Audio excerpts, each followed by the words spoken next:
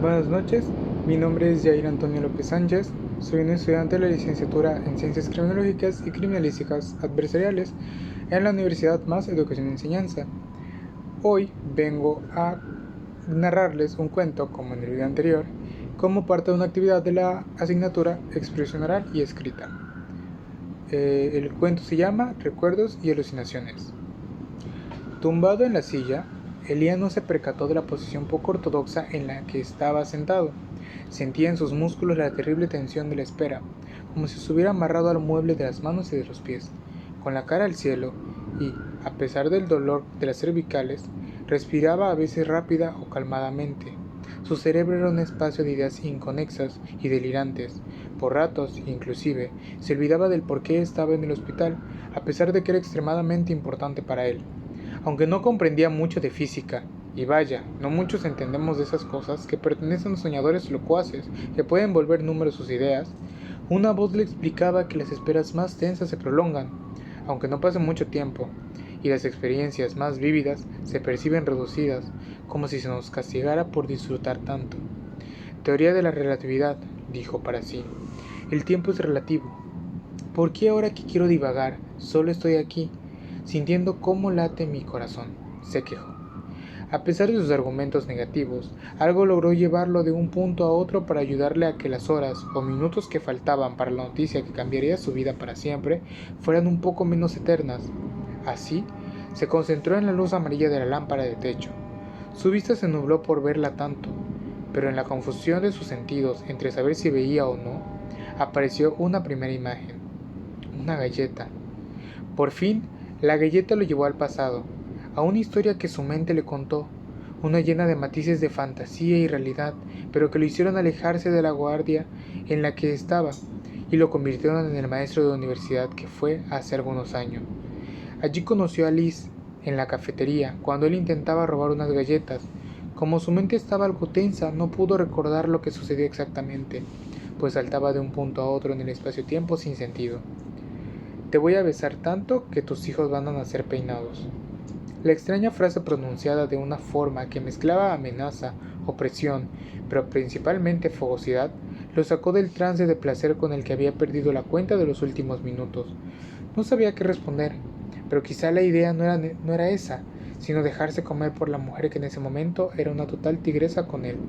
Liz lo tenía postrado sobre la cama, deshecha, luego de tantas horas de pasión y movimientos inesperados y contorsiones del cuerpo debido a microexplosiones que elevaban la temperatura de la habitación, que pronto era tan cálida como una tarde en alguna playa del mar Caribe. Fue súbito, pero pon atención en el aquí y ahora, le dijo una voz interior. Probablemente no era el momento de pensar en eso, pues estaba en esa sala de espera que cada vez se ponía más oscura, trayendo hacia sí un ambiente de desesperanza y desilusión, pues el pronóstico no era nada halagador. No obstante, esa otra pequeña voz que le decía que todo iba a estar bien, le convencía de regresar a su mundo de fantasía y recuerdos para poder continuar con la tormentosa espera. Aquiles, escuchó cómo lo llamó tan claramente que, inclusive, volteó a ver si lo veía en los pasillos del hospital. La primera vez que gritó su nombre fue porque estaba asustado. Llegó a su casa luego de la jornada laboral y al entrar notó que la lavadora estaba fuera de su lugar. Corrió a las habitaciones y al patio para buscar a su cachorro. No se lo hubieran llevado los ladrones. Lo encontró sobre el lavarropas y no podía bajar. Lo tomó con cariño y no lo sintió alterado, por lo que dedujo que a pesar del incidente no estaba asustado. Regresó a su casa para revisar las habitaciones y registrar que se habían llevado, pero todo estaba en su sitio, menos la lavadora. Aunque no era lógico, supo que había sido Aquiles. Fue una motivación universal nombrarlo así, pues la proeza de un cachorro que mueve un objeto al menos 2 veces más pesado que él solo sería posible si guardara la nobleza de un antiguo héroe. Una sirena lo alertó. Era una forma poco común de llamar a los pacientes, pero la poca discreción del sonido lo trajo una vez más a la espera. Reflexionó las causas de lo que lo tenían ahí, y temió por sí mismo, pero más que nada por aquellas personas que todavía lo amaban, y que según recordaba, no eran muchas, pero eran muy especiales para él. Me encanta tu tersa piel blanca, las suaves facciones de tu rostro, tus labios más grandes que los míos. pero que se fusionan armónicamente cuando nos besamos. Me hipnotizan tus curvas de ensueño, que me tendrían locos si no fuera porque no puedo imaginarte todo el tiempo desnuda, ya que no tendría la sorpresa de tu cuerpo la próxima vez. Le escribió cuando Liz le preguntó cómo es que le gustaba tanto. La forma en que le agradeció su insinuoso mensaje fue con un tierno abrazo. Le dio tantos besitos que sintió cómo se elevaba por los aires. Vio la cama húmeda y vacía luego de que habían despegado, todo explícitamente real. No le dio importancia a la breve alucinación. Recapituló y se dio cuenta de que esos momentos eran muy pocos comunes en ella. Era una combinación de fuerza y sumisión, de dominación y delicadeza, de violencia y ternura. En ese instante que estaba solo, esperando, sintió su olor que lo acompañaba ante su ausencia. Te gruñó esa vez porque quizás no era su amigo, lo interrumpió otra de sus voces.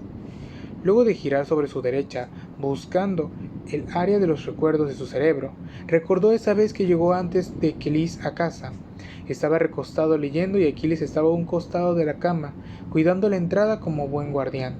De repente, movió sus orejas para atrás, levantó el cuello para vigilar la puerta y se puso de pies para caminar al acceso principal. A los pocos segundos la llave sonó y Aquiles empezó a ladrar dándole la bienvenida a Liz. Sin demorar mucho saludó a Aquiles y fue corriendo a la habitación donde Lian la esperaba. Se acostó a su lado y bajó el libro para encontrarse con su mirada. Lo sedujo con sus grandes ojos, pestañas enchinadas, el dulce color miel de su visión, pero sobre todo, con sus pupilas dilatadas que anunciaba que lo que veía le provocaba placer. De un solo movimiento sacó el libro de sus manos y se puso ella en su lugar. Lo besó con fuerza, pero él no permitió que Liz lo dominara esta vez, así que con virilidad y energía la puso debajo de él, algo que ella respondió con un gemido. Planeaba besarla con ímpetu, luego de separarse de sus labios para recordarle cómo se habían conocido, la galleta, la cafetería, la universidad, las clases. Como profesor, conocerla fue tal vez lo mejor que hizo durante esa época de exámenes, tareas, ensayos y exposiciones. Luego de la remembranza, Elian aprisionó con potencia las muñecas de Liz contra la cama y le dirigió un ronroneo depredador. Antes de que se abalanzara sobre ella, Aquiles intervino con un gruñido y subió las patas delanteras sobre el lecho como si hubiera detectado un peligro eventual. A los dos les pareció de los más tierno y, aunque rompió el encanto, se dieron tiempo para jugar con la mascota. Él la besaba en el cuello y Aquiles no dejaba de gruñir. Entonces Elian la besó en la boca por varios segundos y los gruñidos se volvieron ladridos. No pudieron aguantar la risa mientras le preguntaban qué sucedía. Luego de un momento de carcajadas, lo sacaron para disfrutarse un largo y tendido rato. Paciente 2301. Escuchó por el altoparlante. Ahora, Elian tenía la mirada perdida, pero seguía recordándola, esencialmente ese día que juntos escucharon el diagnóstico. Trastorno psicótico. Según los estudios, la patología estaba iniciando, pero los pronósticos no eran buenos, ya que seguro se agudizaría. Aunque ella lo convenció de quedarse, él no quería esclavizarla al tormento que podría causarle. Con el paso de los meses, cada vez fue perdiendo más el sentido de la realidad. Las alucinaciones lo tenían confundido, y las voces lo hostigaban y le hacían perder la paciencia. Aún así, todavía conservaba la fortaleza mental para guardar un comportamiento moderado y para argumentar por qué debía irse pronto a un lugar donde lo pudieran cuidar y no fuera una carga para nadie. Liz lo convenció una vez más de quedarse y pasaron juntos un par de años más viviendo un amor particular. Con el tiempo, Elian se volvió no solo un peligro para él, sino para su familia. Pasaba varias horas el día acostado, comiendo poco e intentando dormir lo más que pudiera para no provocar contrariedades. En los momentos de mayor tranquilidad, y cuando su mente no estaba ocupada en determinar qué era real y qué no, pudo dejarle tres cosas en claro. Antes de conocerla, la imaginaba. Aceptar que la vida no la llevó a Liz, Liz lo llevó a la vida. Y que escaparía en cuanto pudiera para no ser más una molestia. Quería que Liz fuera feliz, por eso se iba a marchar. Esta última ocasión pudo persuadirla de dejarlo ir. A su partida la vio llorar, mas Elian ya no entendía qué era lo que pasaba. Una vez más, su mente se había distraído por las voces que a partir de ahí ya no se callaron bajo ninguna circunstancia. Fue el inicio de la decadencia que se exacerbaba con las constantes confusiones entre alucinaciones y realidad, con las terapias que normalizan su con las terapias para normalizar su comportamiento y sus funciones mentales, en medida de lo posible, y con las decenas de medicinas para regular su conducta. ¿Cómo estás, Elian?, le preguntó el psiquiatra. Antes de contestar, suspiró. Nervioso, estoy esperando a que me avisen que nació mi hijo. Cuéntame, le dijo el doctor. Recordó entonces que eso ya lo había vivido, sentado, tranquilizado por sedantes y en condiciones suficientemente lúcidas para luchar contra las voces y alucinaciones. La escena del momento más feliz de su vida vino a su mente. Felicidades, es usted padre de un varón muy sano. No sé qué decir, dijo con los ojos llorosos y la voz quebrada. ¿Sabe cómo se va a llamar? Nuno. Su madre elegirá su segundo nombre. Es un nombre curioso, le dijo la enfermera, que se dio la vuelta y se marchó.